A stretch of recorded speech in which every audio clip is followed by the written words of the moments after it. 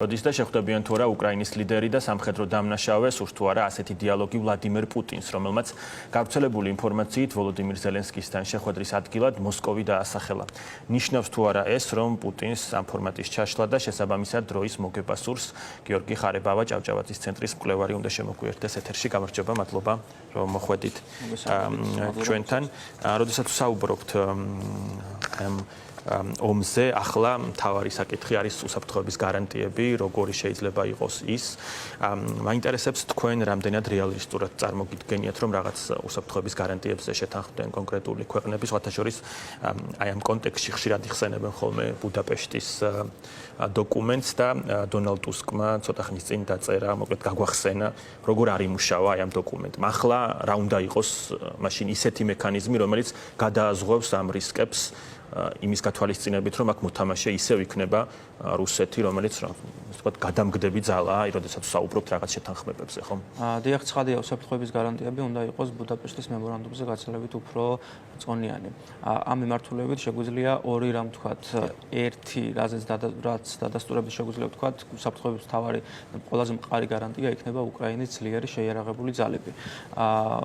ბუნებრივია ამ საკითხში უკრაინას დაჭირდება დასავლეთის ფინანსური დახმარება, იმიტომ რომ უკრაინის მსგავს ქვეყანას, რომელიც განვითარებული არ არის და არ არის ძლიერი ეკონომიკა, გაუჭირდება მაგალითად მილიონიანი შეიარაღებული ძალების შენახვა, მათი აღჭურვა, მათი გაწვრთნა, მათთვის ახალი ბარაკების აშენება და ასე შემდეგ. მოკლედ უკრაინას დაჭირდება ფინანსური დახმარება იმისთვის, რომ საკუთარი არმია შეინახოს, რომელიც იქნება უსაფრთხოების ყველაზე მყარი გარანტია.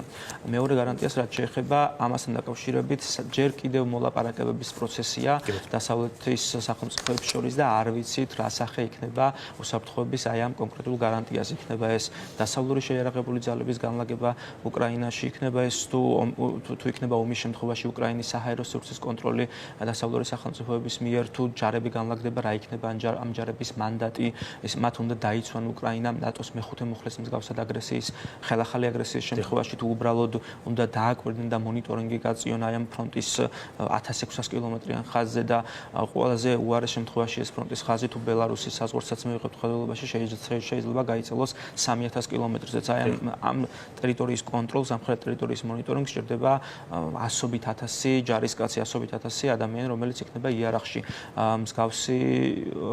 მსგავსი შეიარაღებული ძალების მსგავსი ძალების ფორმირების საშუალება ამერიკის შეერთებული შტატების დახმარების გარეშე ევროპულ სახელმწიფოებს უბრალოდ არ აქვს, იმიტომ რომ არ ყავთ საკმარისი შეიარაღებული ძალები მათ ამისთვის. მოკლედ აი ეს მეორე საკითხი, რომელიც ეხება საერთაშორისო ჩართულობას უკრაინის უსაფრთხოების გარანტიებთან დაკავშირებით, ჯერ არ ვიცით რა სახეს მიიღებს. კარგია, რომ ამაზე მუშაობა აქტიურად მიმდინარეობს და კარგია, რომ ამაზე ტრამპმაც დაიწყო საუბარი, იმიტომ რომ გახსოვთ თქვენ, იგივე თებერვალში, მარტში ტრამპი ამბობდა, რომ ჯერ მთავარია გავაფორმოთ ცეცხლის შეწყვეტის შეთანხმება და უსაფრთხოების გარანტიებზე ვილაპარაკოთ შემდეგ. ალიასკის შემთხვევის შემდეგ ეთყობა ტრამპმაც დათმო რაღაც გარკვეული პოზიციები და თქვა, რომ კარგი, მოდი ვისაუბროთ კონფლიქტის საყოველთაო გადაჭრაზე და ამ გადაჭრის ნაწილი უნდა იყოს აუცილებლად უკრაინისთვის უსაფრთხოების გარანტიები. ამ მიმართულებით ჯერჯერობით უკრაინისთვის პოზიტიურად მიმდინარეობს მოვლენები. აი, გიორგი, რატომ ველოდებით აი ამ შეხვედრას უკრაინის ლიდერსა და ვლადიმერ პუტინს შორის? მოკლედ მოსკოვიდან მაინც არ არის თანხმობა, რაღაც გავრცელდა ინფორმაცია, რომ თხოვდნენ მოსკოვში შეხვედრას, აი რამდენად რეალისტურად წარმოგიდგენიათ თქვენ ეს? ხადი ეს რეალისტური არ არის, ნეიტრალურ ტერიტორიაზე შედის. და თუ მაინც ასეთი არის, თქვათ, მოთხოვნა, ეს ნიშნავს თუ არა იმას, რაზეც ძალიან აქტიურად საუბრობენ, რომ კრემლის ინტერესშია ამ დროის მოგება და თუ მართლაც ასეა, რას აძლევს მოსკოვს აი ამ დროის გაჭიანურება, გარდა იმისა, რომ ეს სანქციების, ასე ვთქვათ, საკითხიც გადაიდო ლოგიკურად, ხომ? აღარც უხსენებია ტრამპს. დიახ, ეს მოსკოვს აძლევს ერთ უპირატესობას ვლადიმერ პუტინის აღქმით, ის ამ ომს იგებს და მას შეუძლია სამხედრო გზით კონფლიქტის გადაჭრა. ამის გამო რუსეთი ცდილობს მაქსიმალურად გაწელოს დრო მოლაპარაკებებით, იმიტომ რომ მისი მიზანი არ არის მოლაპარაკებებით საკითხის გადაჭრა, რადგანაც მოლაპარაკებებით საკითხი ვერ გადაიჭრება ისე, როგორც პუტინს უნდა რომ ეს საკითხი გადაიჭრას. მოლაპარაკებების გზით უკრაინას ის უარს ვერ ათქმევინებს საკუთარ შეიარაღებულ ძალებზე. მოლაპარაკებების გზით ის უკრაინას ვერ აიძულებს დათმოს საკუთარი ტერიტორიები რუსეთის სასარგებლოდ. მოლაპარაკებების გზით ის უკრაინას ვერ აიძულებს უკრაინამ უარი თქვას საკუთარ სამხედრო ინდუსტრიაზე ვერ აიძულებს მოლაპარაკებების გზით უკრაინის პოლიტიკური ველი მოასუფთავოს ისე, როგორც რუსეთს უნდა რომ ის იყოს მოსუფთავებული. მოკლედ პუტინს ჯერ კიდევ სჯერა რომ სამხედრო მოქმედებებით ამ ომის გადაწყვეტა შეუძლია და ამის გამო ის მაქსიმალურად ცდილობს გაწელოს მოლაპარაკებები დროში.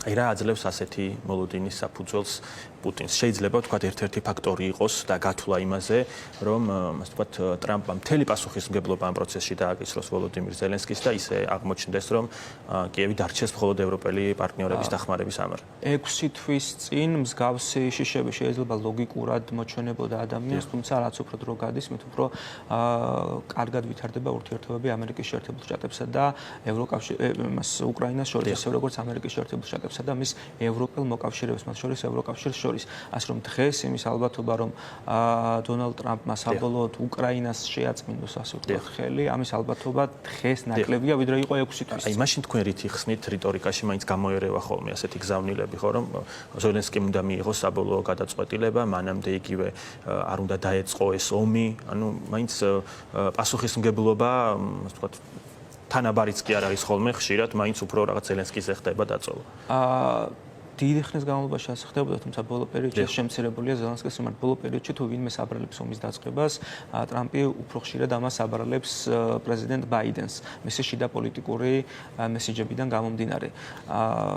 ომის პასუხისმგებლობა, ხო, რაც შეეხება იმ ნაწილს, ზელენსკიმ რომ უნდა იყოს პასუხისმგებლობა, ტრამპის აზრით, ტრამპის ახმით, შესაძლებელია საკითხის დიპლომატიურად გადაჭრა და იმისთვის რომ საკითხი დიპლომატიურად გადაიჭრას, პუტინმაც უნდა დათმოს რაღაც და ზელენსკიმაც შემხვედრი ნაბიჯები უნდა გადადგას გარკვეულად კომპრომისის მისაღწევად. თუმცა ამ საკითხში მთავარი გამოწვევა არის პუტინი. თუ უკრაინა მიიღებს უსაფრთხოების მყარ გარანტიებს, რუსეთი მსგავს შეთანხმებაზე ხელს არ მოაწერს.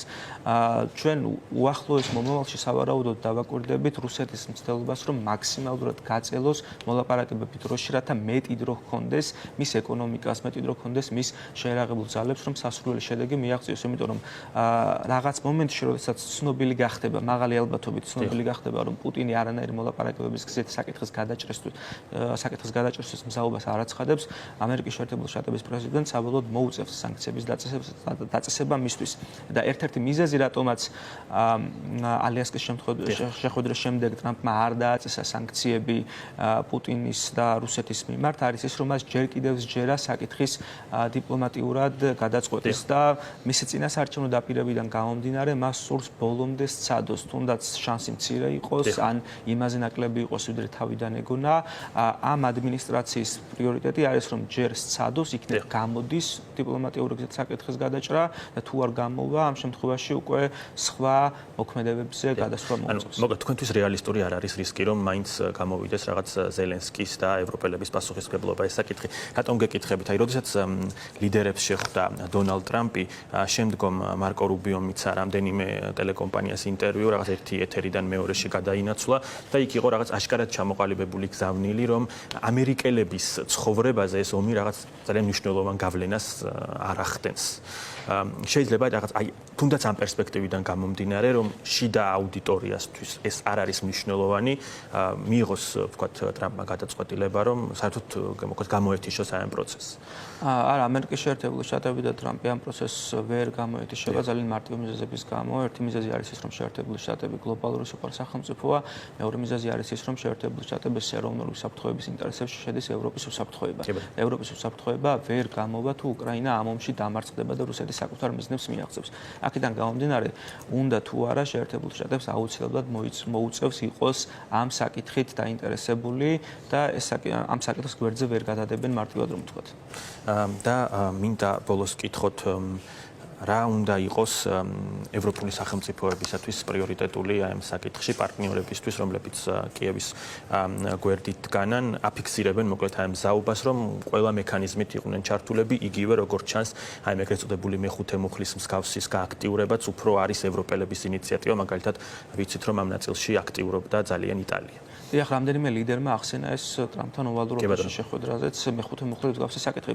კიდევ ერთხელ ჩვენ არ ვიცით რა სახეს მიიღებს საბოლოოდ უსაფრთხოების გარანტიები უკრაინისთვის.